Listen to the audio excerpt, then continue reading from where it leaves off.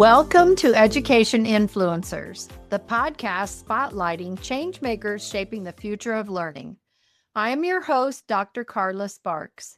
Each episode, we sit down with trailblazing graduates from the doctoral program in educational leadership at National Louis University, visionaries turning research into results.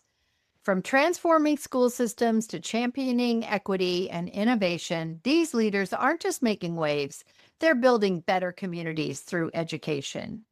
Today, my special guest is Dr. Margarete Talbert-Irving, who has held an impressive variety of roles in multiple Florida public school districts. She served as a principal in Orange County, where she was named Principal of the Year in 2016, and the winner of Florida Tax Watch's 2018 Principal Leadership Award. She went on to serve in the role of Executive Area Director in Orange County, Chief Academic Officer in Marion County, and Deputy Superintendent in Marion County. In these roles and in her community, Dr. Talbert-Irving has had a substantial impact as an education influencer. Welcome, Dr. Talbert-Irving.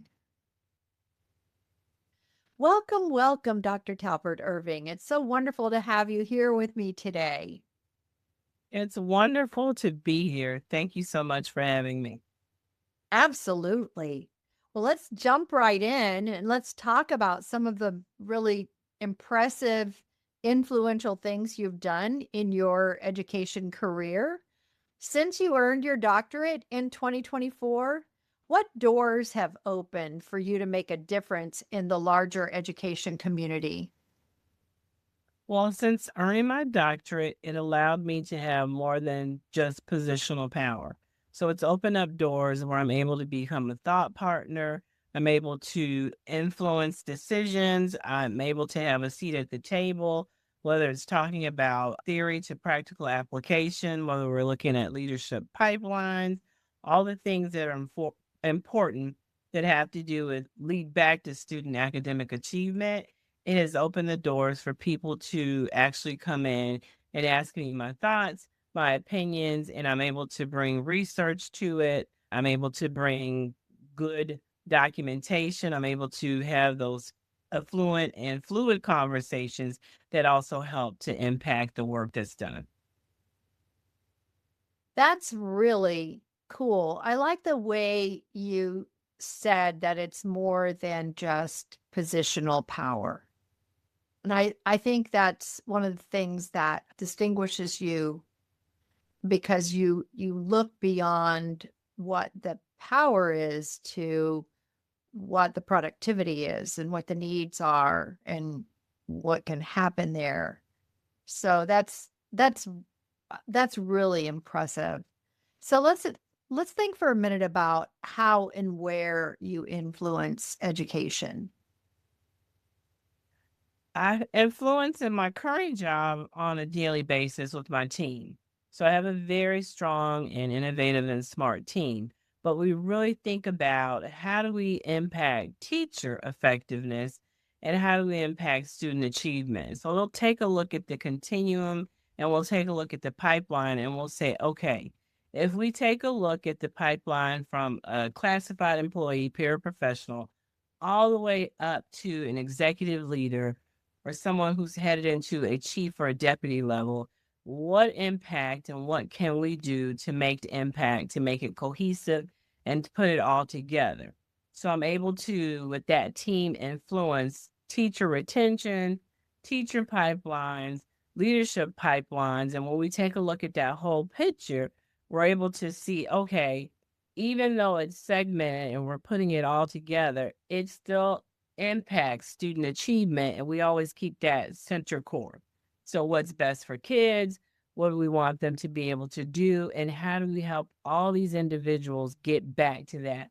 Whether it's helping the teacher develop their pedagogy, how to become a better instructional leader, how to become stronger at their craft. What can I do beyond just opening an evaluation system and ticking off a box? How do you take that and make it impactful, more effective, and meaningful so we can help them become the practitioners that they need to be? So Something you said made me think about this. Not only are you impacting teachers and therefore impacting students, but I think there's an impact on you as an individual. So tell me a little bit about how this work that you're currently doing makes you feel. To know me is to know probably very much a servant leader, right? I want to see everyone become successful and I want to see everyone succeed. And I think I view my role as helping you to be the best person that you can be in your role as an educator. So this position right here helps me impact and touch many things. I want to touch recruitment, the job market, and teachers. You don't have a lot of people going into the College of Education for whatever reason, right? So when you have these young, fresh people or people who have a second career and they're coming back, what can we do to keep that excitement in them? How do we help them become successful? And so I'm able to impact and influence through that design process, the retention process, whether it's going through your alt cert program and making that program robust. We don't want you just to come and to sit and get. So how do we innovate it? How do we reimagine it to make it meaningful for you? Because we want you to be as successful as possible. So those are things that make me happy when we're able to provide scholarships. You may be a person that's struggling, but teaching is your passion. You may have decided to reverse your career, but you may be struggling with certain things. How can our department help give you the skills that you need, the strategies you need, and also the resources to make you successful as possible?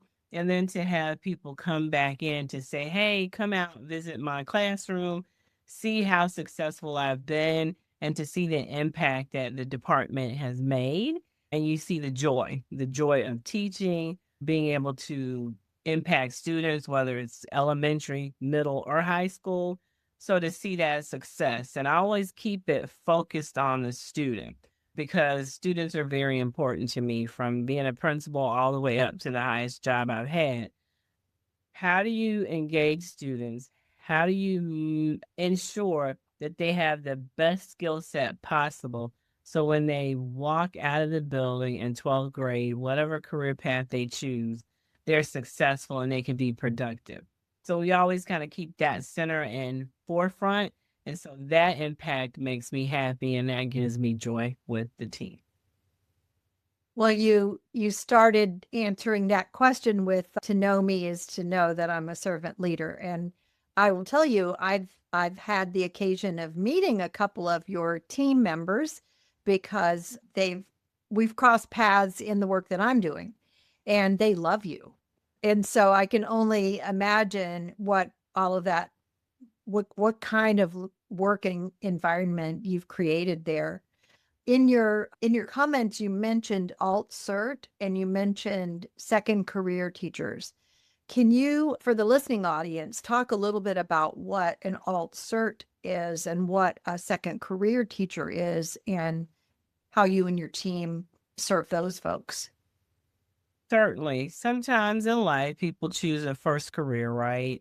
And they decide, okay, that may not be the career path I want to go in, or I want to go down a different career path. And the career path may be education. And so there's certain credentials, certain classes you have to take in order to become a teacher. So we have what we call an alternative certification path. And through our alternative certification path, it allows us to get that teacher prepared or future teacher prepared with all the coursework that's required. So instead of going, we like to joke and say we become the university, right? Our job is we're going to build us a university and we help the teacher become successful with the classes they take, with the strategies we give them. So they're just understanding the art and science of teaching because there's an art and science behind it. So we take them through all these courses that are pretty rigorous. That way they come out with the skill set they need and they've also met their alternative certification so they can actually get their teaching certificate that makes them credentialed. That must be a really rewarding experience, is to take the teachers from just being really green, walking in the door, new and fresh, and all the way through becoming fully certified.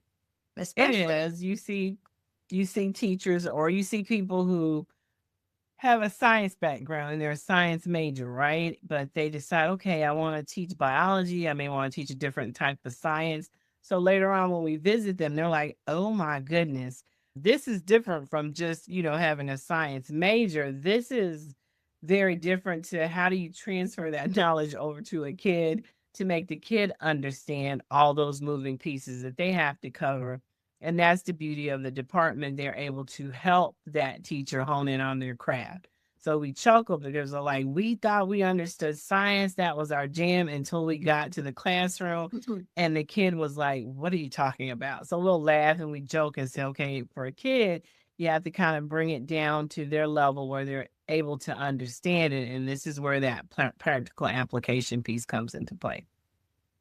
and make it enticing to pay attention. Yes. There's that. So, what would you say has been the most impactful change you have made in the realm of education during the last couple of years since you earned your doctorate?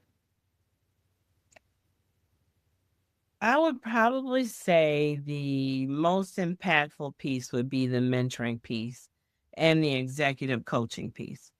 And that piece allows you to, or allowed me to work hand in hand, whether it was a principal, an area superintendent, assistant principal, who really wanted to sharpen their skills on how do you effectively coach teachers.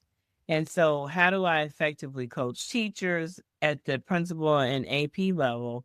And then at the district level for the area superintendent, or we have executive leaders, or the person that supervises the principal, how do you effectively impact that principal? Because there's a fine line. I can't come in and tell you as the principal, I want you to do this, this, and this. That's taking the principal's ownership away. And that's kind of really being a dictator. So how do I effectively coach that principal and get them to where they need to be so they can coach their AP, they can coach their teachers, so they can have that impact that's going to make a difference for the teacher to be successful, which in turn just always goes back to that student achievement piece. So that's been the most impactful piece, to do the executive coaching and to the mentoring. Because when you mentor and you do the executive coaching, you get to see the fruits of your labor, not quickly, but fairly quickly. And you see the rewards of it when the principal has the aha moment. If I would have just asked that question a different way, or when you go into the classroom, what are you looking for? What do you see? What would be your question to the teacher? How do you build culture, have those candid conversations without tearing someone down? How do you impact your AP to build your AP up? So we always put it in the framework of we're continually building a pipeline, and we're building a pipeline of excellence. So if we're building that framework and that pipeline of excellence, how do I impactfully coach from those different viewpoints?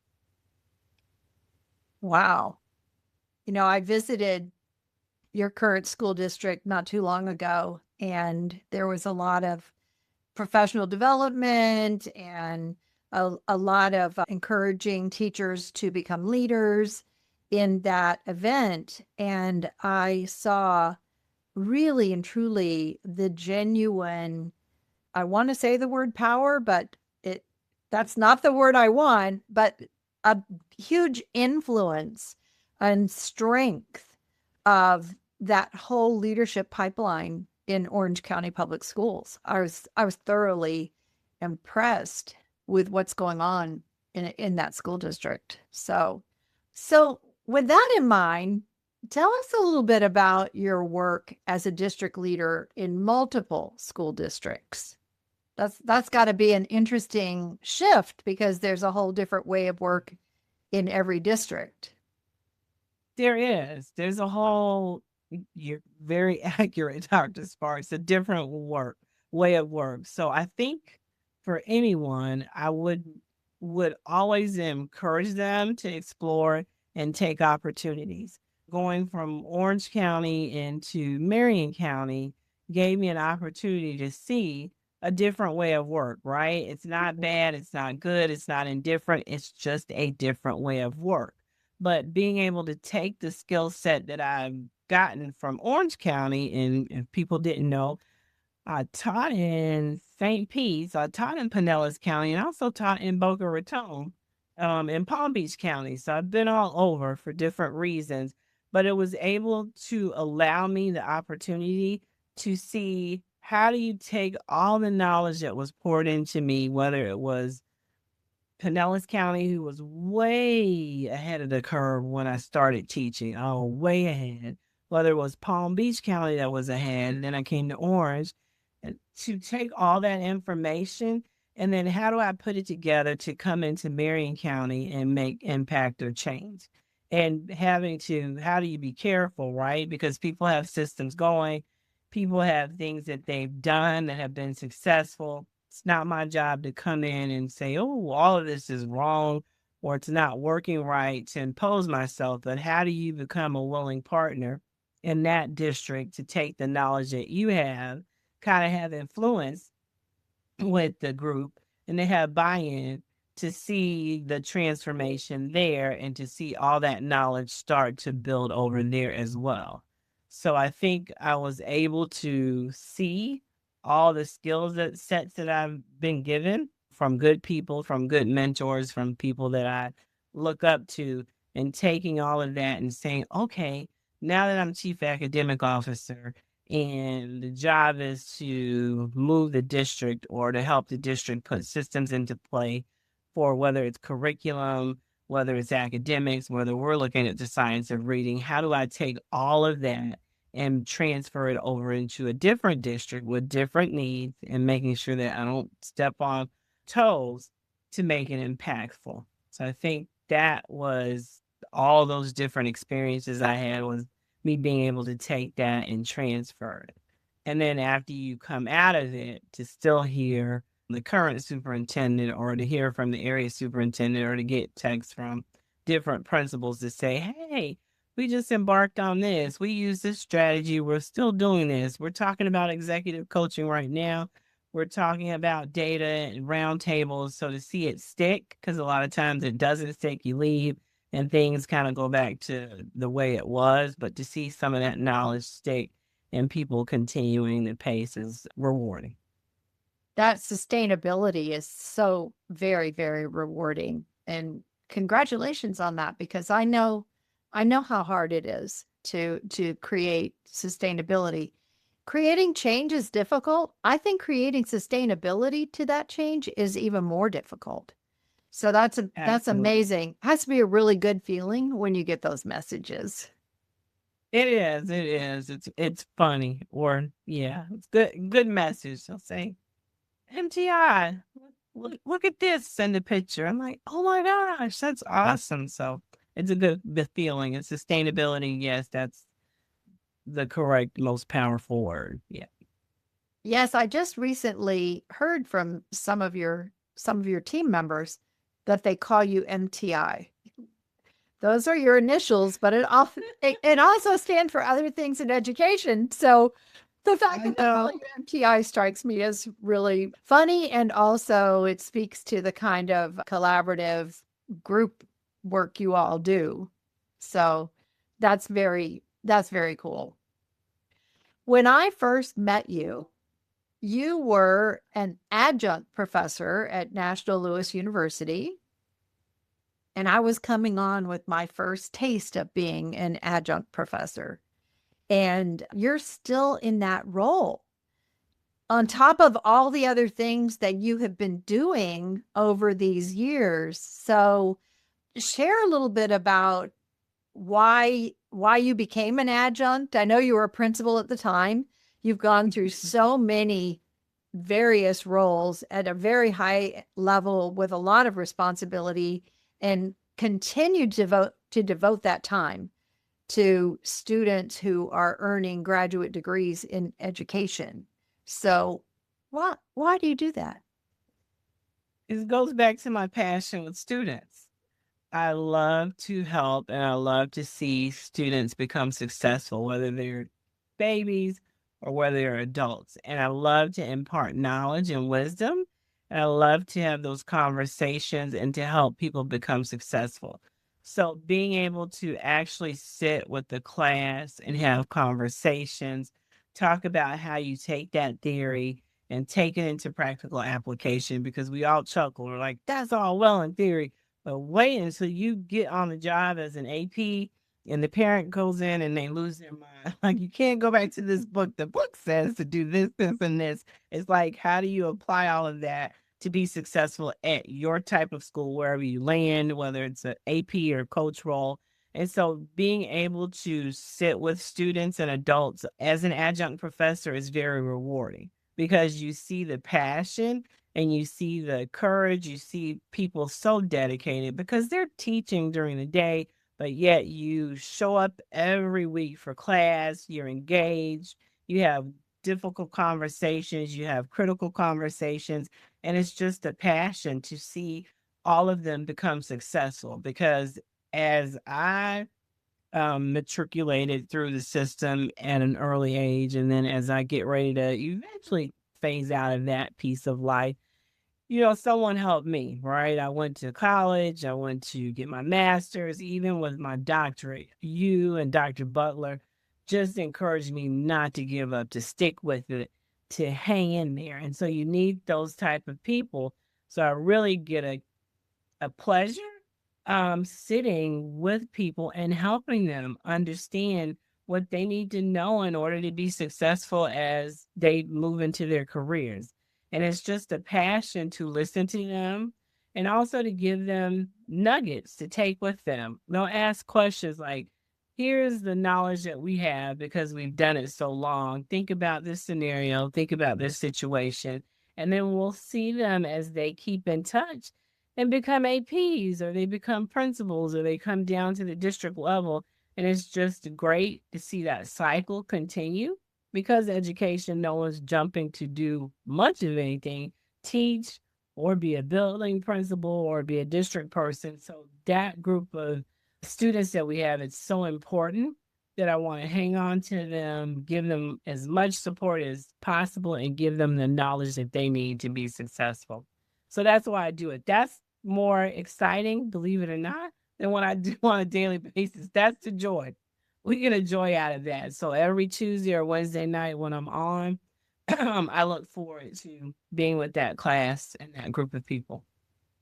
Well, I teach on Friday nights and Saturdays, and people say to me, have a good weekend. And they're going to have a good weekend, right? They're just going to take the weekend off. And I say, well, I know I'm going to have a good weekend because I'm going to be teaching this weekend. and I mean that in the way that you just so beautifully described. I think too, some of what drives us, just to put a slightly different angle on what you just said, we became teachers in the first place because we wanted to make an impact on children and young people, right? That was the whole idea. And I think that every teacher who sticks with it long term, that's how they started. That was in their heart and soul. That's how they've managed to last a long time. What happens though is you move up into administration, and then something changes with the joy factor. There's a different kind of joy, but not the same as that joy of teaching. And so I think what you just said, for me too, as working at the university level, whether it's one night a week or full time, is going back to teaching. And that's where it's so much more fun. It is. It just, I even try to sneak it us. into. I even try to sneak it into my regular job. So sometimes I will go and find the academic side of the house and say, "Can I come with you today if you're going to walk a class?" And it's just the joy of, you're right, teaching and the passion that you have. Yeah. Yeah. But you can't just stay in the classroom forever when you have all this to offer because you're making such a Correct. huge impact. It's a hard decision to make to leave that classroom when It is. you really have that joy in your heart. Yeah. It is. I always said I was going to go back before I retire. And I said, before I retire, I'll go teach second grade one more time. I don't know. I don't know. We'll see. Even if I could just volunteer for a couple of days and see the little kiddos and the youth and the freshness and the natural wonderment of how the world all ticks. Yeah. You watch their little brains, yeah. I think that's a really great idea. I love that plan. Your retirement plan.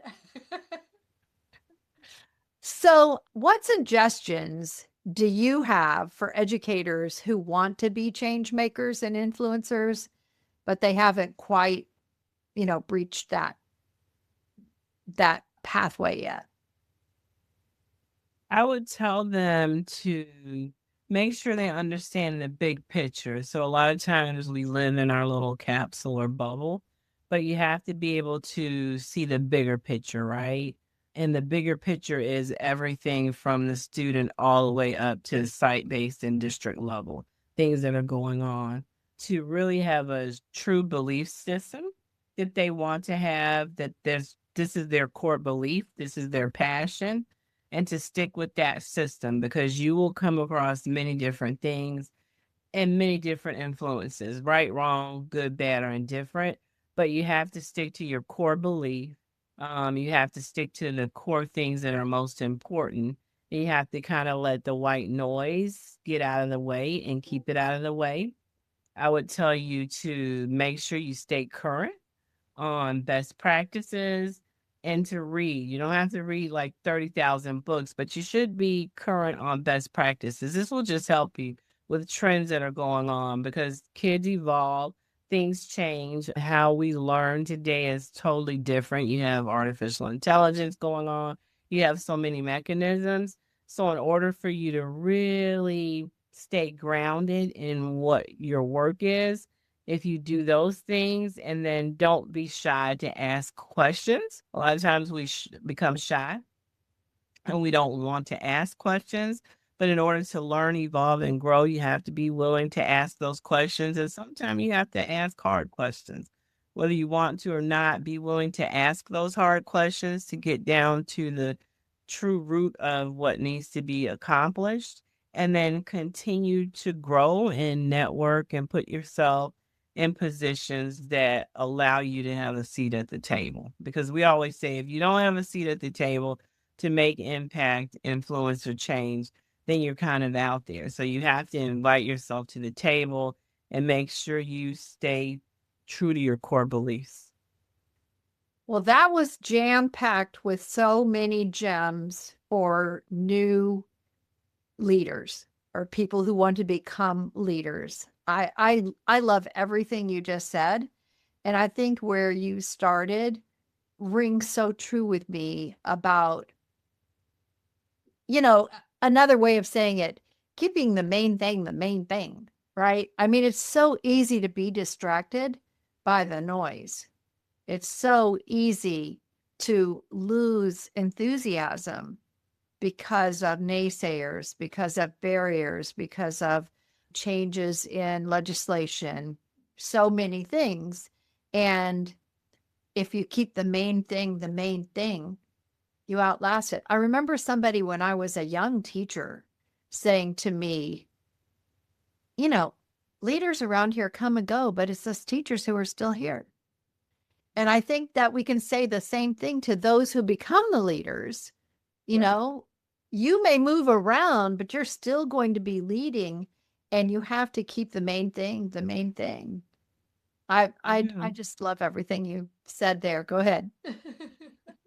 No, you're right. You do. You have to keep the main thing, because you will see shifts and changes all the time. I've seen them in both districts. So when I left Orange County, the superintendent was retiring and we were getting a new superintendent. When I came into Marion County, the superintendent was the first appointed superintendent. So you see all the different things that come and go on the different changes.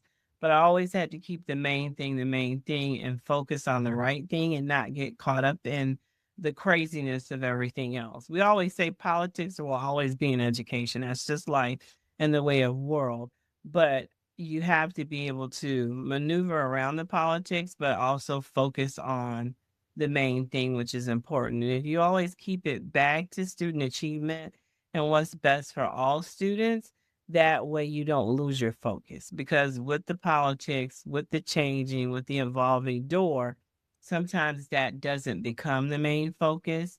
But if you, as the leader, keep that your main focus no matter what, then it keeps you grounded to your core belief, and it helps you become successful. Because at the end of the day, it's all about the student and the impact we'll have on them. And so I think about as a kid, the impact my teachers had on me, who influenced me in order to become successful. And then what's the impact we want to leave with everyone that's coming up as future leaders. And really, that's kind of your legacy. What are you doing to make sure you're productive? Yeah. I think you are one of the most grounded leaders I know. I really appreciate that about you. And that's because you actually live all the things that you just said you would tell educators who want to be change makers like you are. Thank you for being that example for me and for the students that you work with at National Louis University, for the work you're doing with your current team and the impact that you're having on education all over the place. It's really wonderful. And thank you so much for being here with me today. I really appreciate you taking the time. Thank you for having me. It was an honor. Thank you so much. I appreciate it.